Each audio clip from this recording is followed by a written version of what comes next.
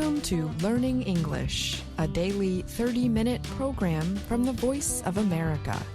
I'm Ashley Thompson. And I'm Dan Novak. This program is designed for English learners, so we speak a little slower, and we use words and phrases especially written for people learning English. Coming up on the program, Dorothy Gundy has a story on a jet suit race in Dubai. Dan Friedel and Katie Weaver reports on life inside Russian prisons. I have a story on Cuba's efforts to surveil journalists and activists, and Andrew Smith has a story on the Svalbard Global Seed Vault. Later, Jill Robbins presents the everyday grammar lesson on the Miley Cyrus song, Flowers. But first... The pilots started their jet engines on a runway in the United Arab Emirates city of Dubai on Wednesday. But they were not preparing to fly an aircraft. They themselves would fly in the first ever jet suit race.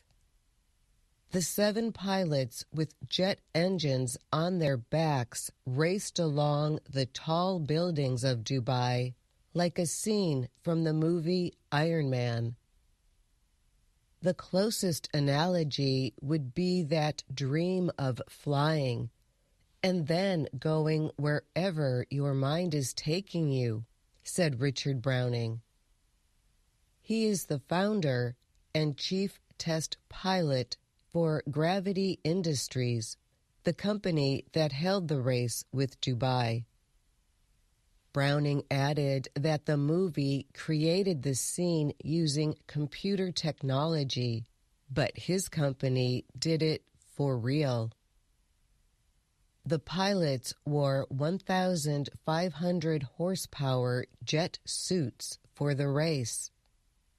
Those engines have more mechanical power than most sports cars and use the same fuel as the Airbus A380 and Boeing 777 passenger jets. Then came what pilot Issa Khalfan called the moment of truth. The engines roared and pilots jumped and leaned forward. And they took off like a helicopter.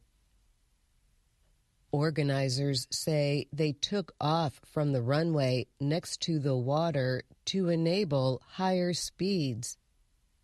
The jet suit currently can reach speeds of 128 kilometers an hour, Gravity Industries said. It is also safer for the pilots to fly short distances above water.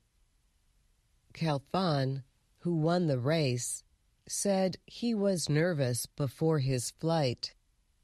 Everything's hot, it's running, the engines are screaming at you, Khalfan said. But he said the jet suit was safe and easy to handle.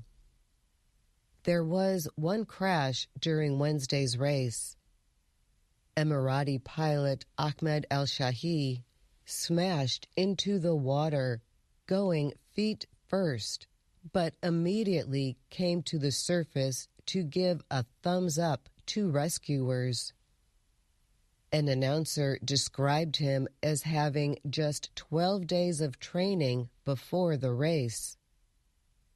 It's pretty amazing to see that they can do this in Dubai, and they have these guys flying over the water, said Jennifer Ross, an American who lives in Dubai. It's kind of like astronauts flying around in space. With its beaches, bars, and buildings, Dubai has long been a city known for its love of aviation. The city is home to the world's busiest airport for international travel. It also has been developing the idea of flying taxis for several years. There are risks to jet suit travel, however.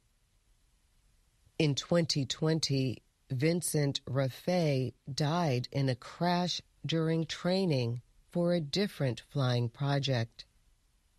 He was famous for once flying alongside a two-level Emirates A380 jet. I'm Dorothy Gundy.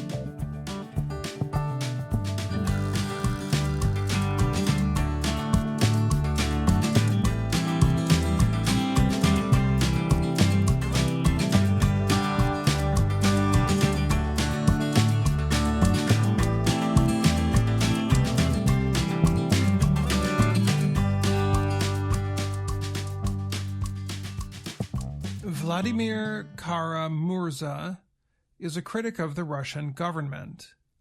He was sentenced to 25 years in prison last year on charges of treason for speaking against Russia's war with Ukraine. He is in penal colony number 6, south of Moscow and not far from Kazakhstan. Kara-Murza's wife, Yevgenia, spoke with the Associated Press about her husband's experiences. She said her husband lives in a small cell with a cot, a sink, a stool, and toilet. The only things he owns are a drinking cup and a toothbrush. People are interested in what life is like inside of the prisons because another critic of President Vladimir Putin's government died at a prison in Russia's far north, close to the Arctic Circle. Alexei Navalny died February 16th. He was the leader of a political group that campaigned against Putin. 47-year-old Navalny was sentenced to 19 years in prison in early 2021. The Associated Press called life in Russia's prisons grim and noted the prisoners suffer from a lack of food, sleep, and health care. They also must deal with rules that change all the time. Grigory Vaipan is a lawyer with Memorial, a group that started during the period of the Soviet Union. Memorial received the Nobel Prize in 2022. The group studies the experiences of political prisoners and how Russia uses the threat of prison to quiet critics. Vaipan said there are 680 political prisoners in Russia. He also said no one in the Russian prison system is safe, but the situation is worse for government critics. The state aims to additionally punish them or additionally isolate them from the world, or do everything to break their spirit, Vaipan said. Kara-Murza's sentence of 25 years is the longest in modern Russia. He is one of a growing number of critics held in prison for expressing their anti-Putin opinions. Historians say the Russian prison system developed from the Soviet Union's gulags. The prisons of that time were known for their bad conditions. Nobel Prize-winning writer Alexander Solzhenitsyn documented the prisons in his books One Day in the Life of Ivan Denisovich and The Gulag Archipelago. Yevgenia Kara-Murza, the wife of Vladimir Kara-Murza, described Russian prison life. Meals are simple and not very satisfying. The first meal of the day is porridge, a liquid made from grains. The midday meal is soup with very little meat, along with mashed potatoes and a piece of meat or fish. For dinner, the meal is almost the same. Prisoners are permitted to eat 2 eggs per week. They can buy fruits and vegetables at small prison stores, but not much is available.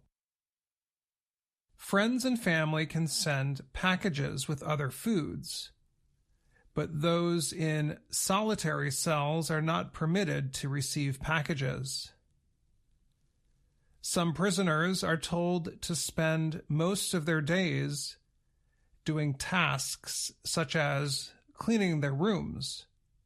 Other times they are told to only stand at attention. They sometimes must listen to recordings of prison rules for hours. Others are told to work. There are not enough jobs for all the men in the prison. In women's prisons, the jobs often include sewing uniforms for the military, police, and other workers. There are 30 to 40 women's prisons in Russia. One woman, Nadia Tolokonikova, was in prison for nearly 22 months. She was a member of the rock band Pussy Riot. Her prison time was from 2012 to 2013. She said she worked on uniforms for 16 to 18 hours at a time. It's a system of slavery, and it is truly horrible, she said. Inmates, another word for prisoners, are supposed to be paid at least minimum wage. That is about $200 per month, but experts say it is usually much less. Sasha Graf is an activist for better prison conditions. Graf said, prisoners' pay can be as low as $3.20 per month. That is only enough to buy cigarettes at the prison store. Tolokonikova said, when she arrived at Penal Colony number 14 in Mordovia, the head of the prison described himself as a Stalinist. She said he told her, "You may be a somebody outside of this colony, have a voice, people who support you and care for you, but here you are completely in my power, and you need to understand this." Zoya Svetova, a reporter and prisoner rights activist, said that in the past, prisons were overseen by commissions that were supposed to make sure the prisoners were treated with respect. However, she said, most of the people have been replaced with those loyal to Putin's government. The government uses the prisons, she said, for intimidation and oppression. Oleg Kozlovsky of Amnesty International said political prisoners can be safe from the abuse that regular prisoners suffer. But there are still ways to make political prisoners feel bad. Navalny, he said, spent months in a cell on his own for breaking small rules, such as not having his uniform buttoned the right way, or not putting his hands behind his back at the right time. The time in the small cell, where it could be very cold in winter or very hot in summer, was not good for Navalny's health. He had been poisoned in the past and was still suffering from the effects of the poison. Kara-Murza's wife said her husband had also been poisoned. Although he is only 42, his health has worsened. She said he needs exercise and physical therapy to help his arms and legs. Alexei Goranov is 62. He criticized the war and was sent to prison for 7 years. He has breathing problems and had a medical operation to remove one of his lungs. He is now in a prison hospital, but his lawyer says he is mistreated. Guards wake him up every 2 hours. He considers it a form of torture. I'm Dan Friedel. And I'm Katie Weaver.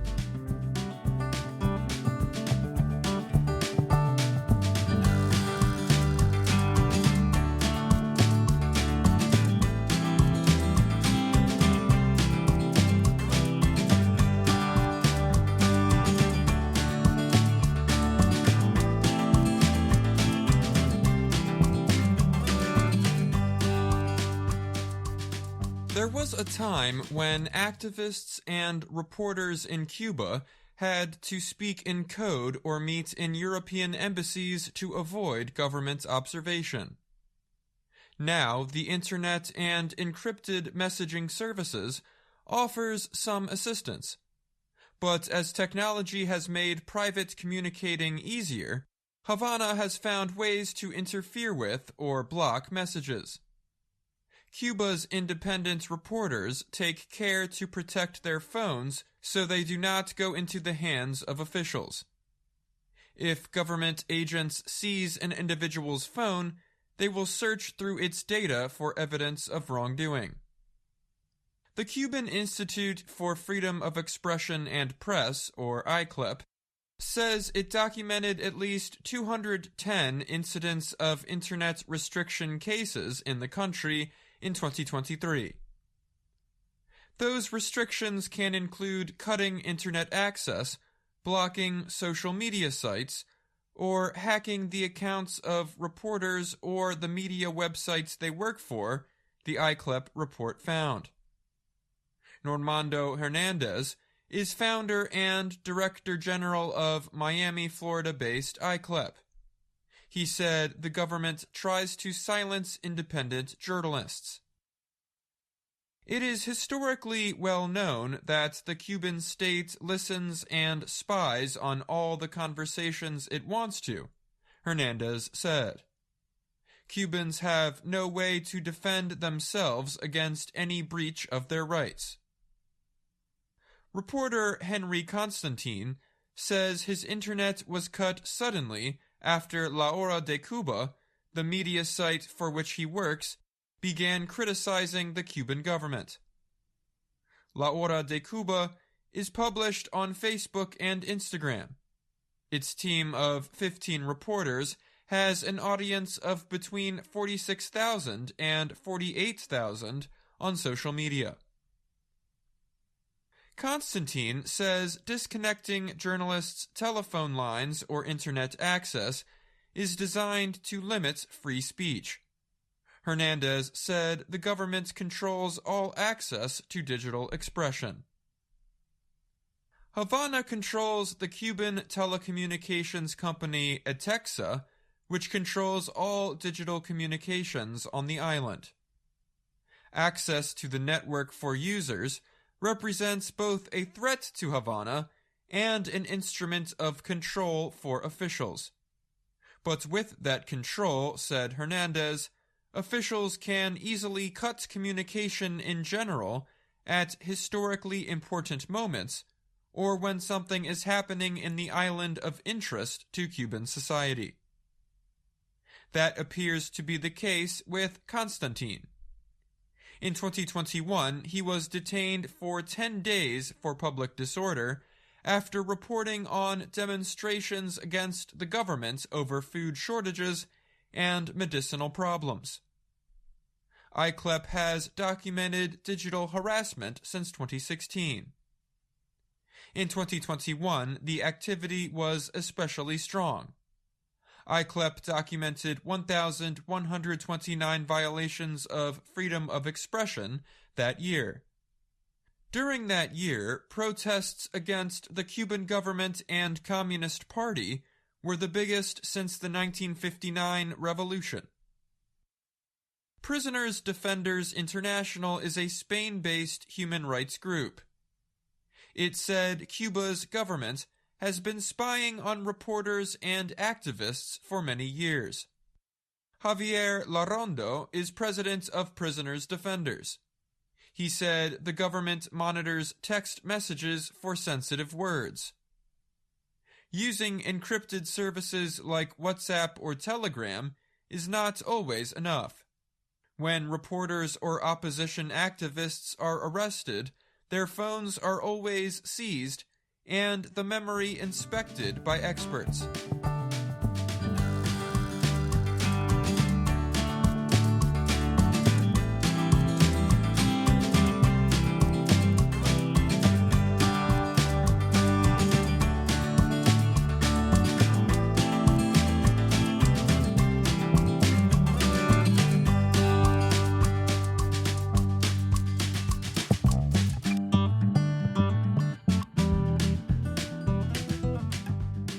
The Svalbard Global Seed Vault is on an island halfway between Europe and the North Pole. It contains frozen seeds of food crops from around the world. The vault opened in 2008 to help keep crops safe from extinction. This week, the vault received seeds from the largest number of new contributors ever. Contributors give seeds from their collections of seeds, called seed banks. 23 seed banks took part, 9 of them for the first time. The new contributors came from Bosnia and Herzegovina, Cameroon, Indonesia, Kazakhstan, Kenya, Madagascar, Nigeria, and Zambia. Crop Trust is a nonprofit group that operates the vault along with Norwegian officials.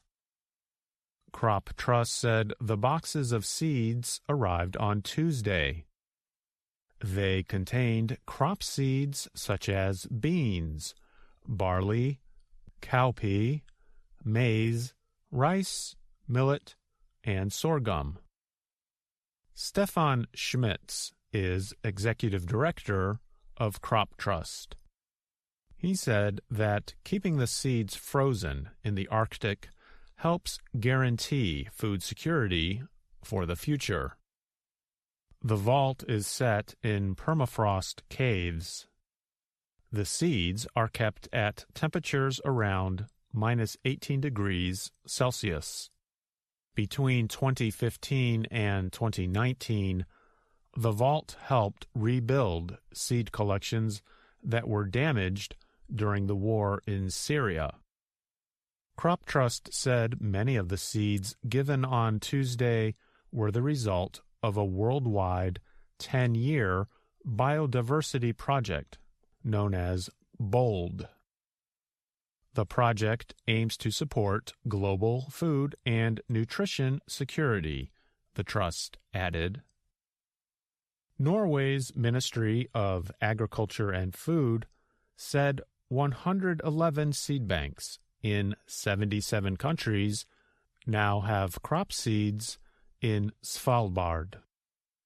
The Crop Trust website says the vault currently has over 1 million seed samples.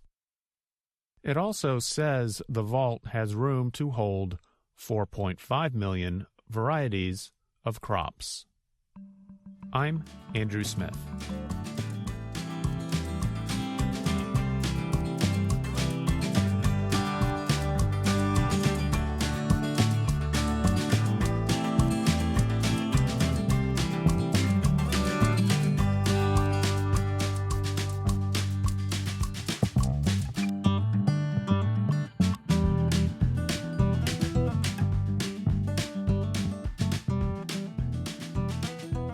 Every year, the Recording Academy in the United States gives awards to the performers and songwriters with the most outstanding achievements from the year before.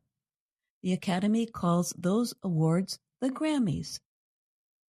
At the 2024 Grammy Awards, the Song of the Year award went to Miley Cyrus for her song Flowers.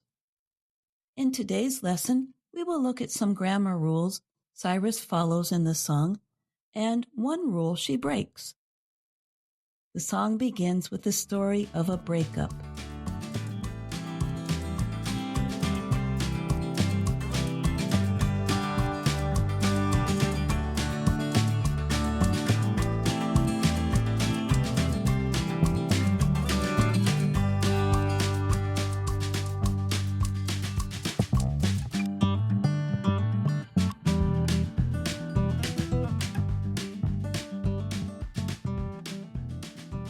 In this first part, Cyrus uses an informal adverb, kinda, to describe the dream she and her partner had.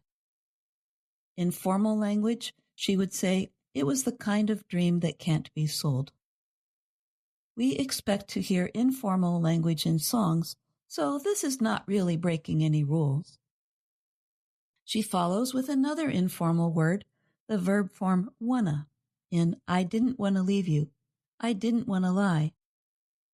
It is very common to hear this pronunciation in spoken English of the words want to.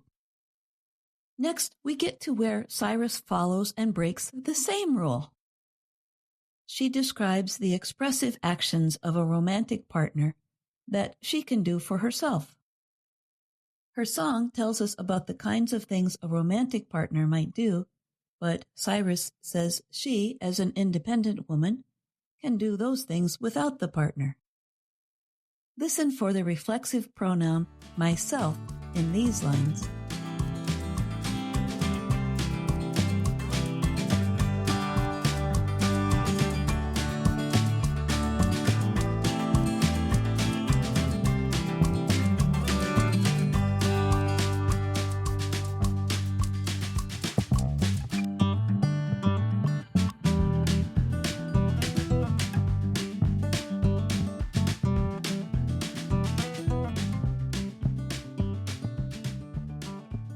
Did you catch the place where she broke the rule about when to use a reflexive pronoun? The rule is, when the object and the subject of the verb are the same, use the reflexive pronoun to describe the object. Cyrus follows this rule when she sings, I can buy myself flowers, talk to myself for hours, and I can take myself dancing. But she breaks it when she sings, I can love me better than you can. Let's take a moment for a little quiz here. Can you say or sing the same line with the reflexive pronoun? Take a moment so you can think. Following the rule, this should be, I can love myself better than you can. Cyrus probably uses me to match the beat of the music. Often, that is more important to singers than following grammar rules. In one line of the song, Cyrus uses the adjective own to refer to things belonging to herself. Let's listen to that line.